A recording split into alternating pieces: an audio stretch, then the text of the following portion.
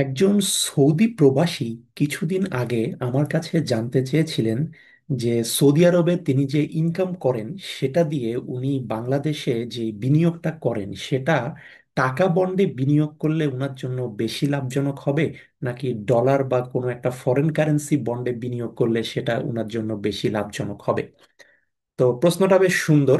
এবং আমার মনে হয় যারা প্রবাসী বাংলাদেশী আছেন তাদের অনেকের জন্যই এটা একটা প্রাসঙ্গিক প্রশ্ন।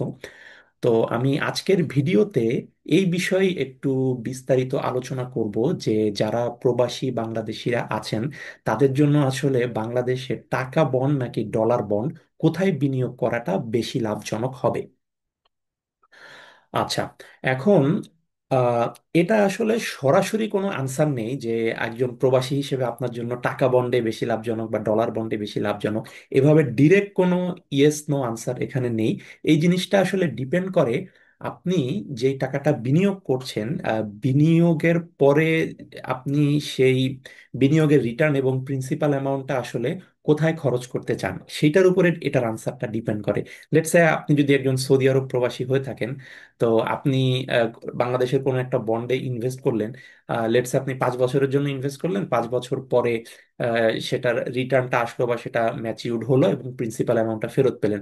এখন ওই প্রিন্সিপাল অ্যামাউন্টটা কি আপনি বাংলাদেশেই খরচ করতে চান বা বাংলাদেশে রাখতে চান এবং বাংলাদেশের ভিতরে কোনো প্রপার্টি কিনতে চান বা কোনো ফ্ল্যাট বা জমি কিনতে চান ইত্যাদি ইত্যাদি সেটাই করতে চান, নাকি আপনি সেটা আপন ম্যাচুরিটি আপনি আবার বিদেশে ফেরত নিতে চান? লেটস আপনি যদি সৌদি আরব থাকেন, আপনি সৌদি আরবে সেটা ফেরত নিয়ে যেতে চান এবং সেখানে আপনি খরচ করতে চান, আপনি সেখানে গাড়ি কিনতে চান বা কোনো ইনভেস্টমেন্ট ভেহিকেলে বিনিয়োগ করতে চান ইত্যাদি ইত্যাদি, সেটার উপর এই কোশ্চেনটার আনসার ডিপেন্ড করে।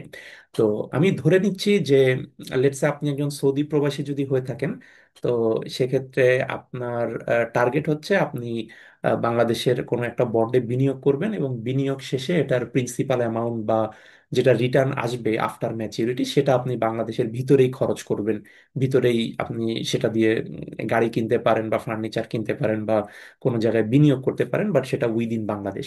যদি আপনার প্রশ্নের উত্তরটা যে হ্যাঁ হয় যে আমি আফটার ম্যাচিউরিটি আমার সেই ইনভেস্টেড অ্যামাউন্ট বা সেটা থেকে যে রিটার্ন পেয়েছি সেটা বাংলাদেশের ভিতরে খরচ করব, তাহলে কিন্তু আমি বলবো যে টাকা বন্ডে বিনিয়োগ করাটাই আপনার জন্য বেশি লাভজনক।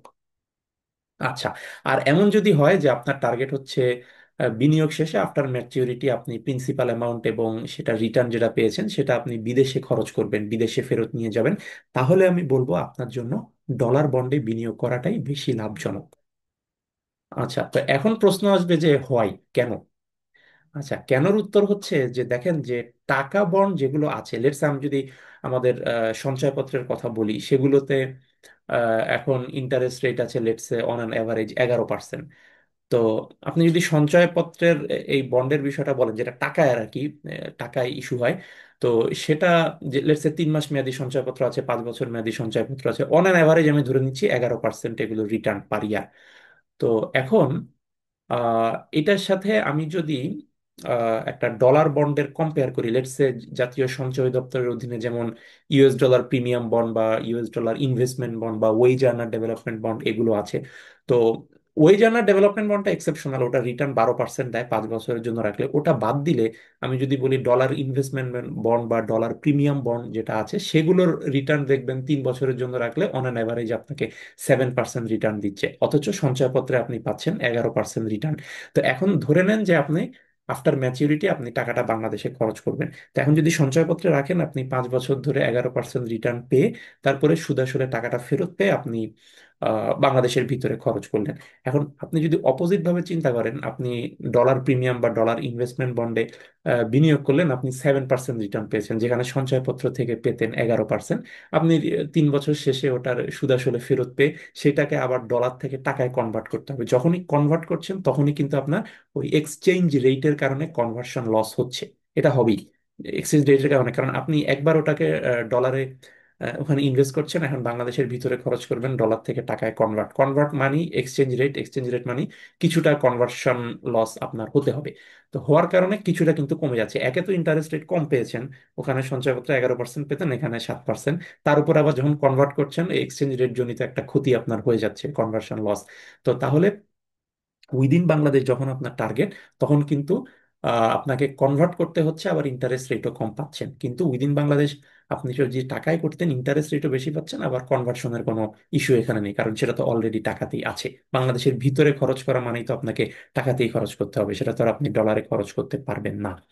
আচ্ছা, তো এই জন্য আপনার যদি টার্গেট হয় যে আফটার ম্যাচিউরিটি সুদাসল বাংলাদেশের ভিতরে খরচ করবেন, তাহলে আমার সাজেশন হবে যে আপনি টাকা বন্ডে বিনিয়োগ করবেন। তাতে ইন্টারেস্ট রেটটাও ভালো পাচ্ছেন এবং এক্সচেঞ্জ রেট জনিত সেই কনভার্সন লসটাও আপনার হচ্ছে না।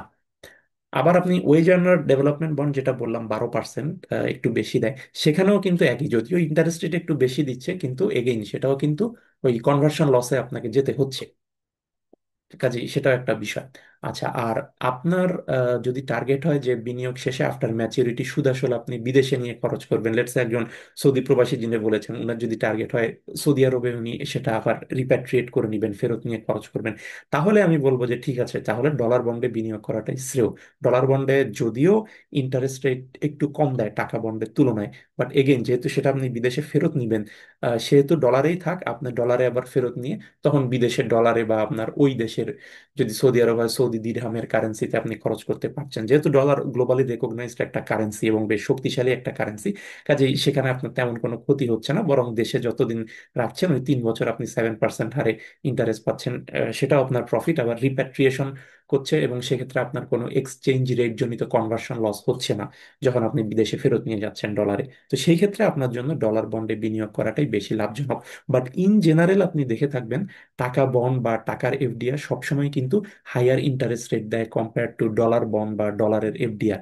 আপনি যদি টাকার সঞ্চয়পত্র করেন, 11% ইন্টারেস্ট রেট পাচ্ছেন, বা টাকায় এফডিআর করেন লেটসে 10% ইন্টারেস্ট রেট পাচ্ছেন বাংলাদেশের ব্যাংকগুলোতে। এখন আপনি যদি প্রবাসী হিসেবে বাংলাদেশের কোনো একটা শিডিউল ব্যাংকের অথরাইজড ডিলার ব্রাঞ্চে ডলারে একটা এফডিআর করেন, লেটসে আপনাকে হয়তো 4 to 5% হয়তো ইন্টারেস্ট রেট দিবে, এর বেশি না। যেখানে টাকা এফডিআর করলে আপনি 10% পাচ্ছেন, অর্থাৎ দ্বিগুণেরও বেশি পাচ্ছেন।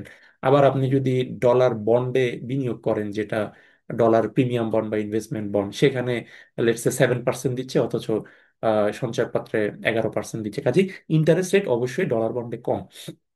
এখন একটা বেনিফিট হচ্ছে ডলার বন্ড অনেক সময় আহ, যেটা অ্যাপ্রিসিয়েট করে, ডলার অবশ্যই টাকার বিপরীতে সময়ের সাথে সাথে অ্যাপ্রিসিয়েট করে। এক সময় 85 টাকা ছিল পার ডলার, এখন পার ডলার হয়ে গিয়েছে 122 টাকা।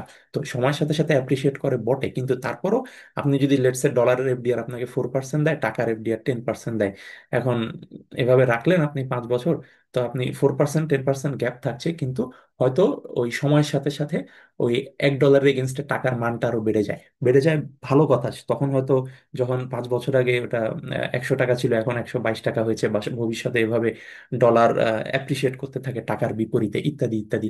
কিন্তু এগেইন আপনার যদি টার্গেট থাকে ওটাকে ফেরত নিয়ে যাওয়া, তাহলে ওই যে ডলার শক্তিশালী হচ্ছে টাকার বিপরীতে, সেটার বেনিফিট তো আপনি পাচ্ছেন না, কারণ আপনি তো আর টাকায় কনভার্ট করছেন না। কনভার্ট করলে না হয় শক্তিশালীর বেনিফিট পাওয়া যেত, কিন্তু আপনি তো কনভার্ট করছেন না, না করে আপনি বিদেশে ফেরত নিয়ে যাচ্ছেন। তাহলে যদি টাকার বিপরীতে ডলার শক্তিশালী হয়েও থাকে, সেটার বেনিফিট কিন্তু আপনার কাছে আসবে না, যেহেতু আপনি সেটা ডলারে বিদেশে নিয়ে যাচ্ছেন, আপনি তো বাংলাদেশে রাখবেন না। আবার বাংলাদেশে রাখলেও এগেন যেটা বললাম, এক্সচেঞ্জ রেট জনিত কনভার্সন লস, বিক্রি জনিত বা বিভিন্ন ফি কমিশন অনেক কিছু থাকে।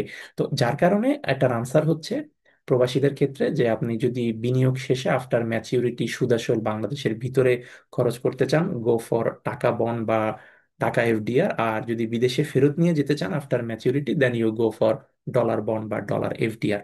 তো আমার মনে হয় আজকের ভিডিওর মাধ্যমে এই বিষয়টি ক্লিয়ার হয়েছে। তারপরও যদি আপনাদের কোনো কোশ্চেন বা কমেন্ট থাকে, আমাকে কমেন্ট সেকশনে জানাবেন। আমি খুব দ্রুতই আপনাদের সকল কোশ্চেন এবং কমেন্টের আনসার দিয়ে দিব। ধন্যবাদ সবাইকে।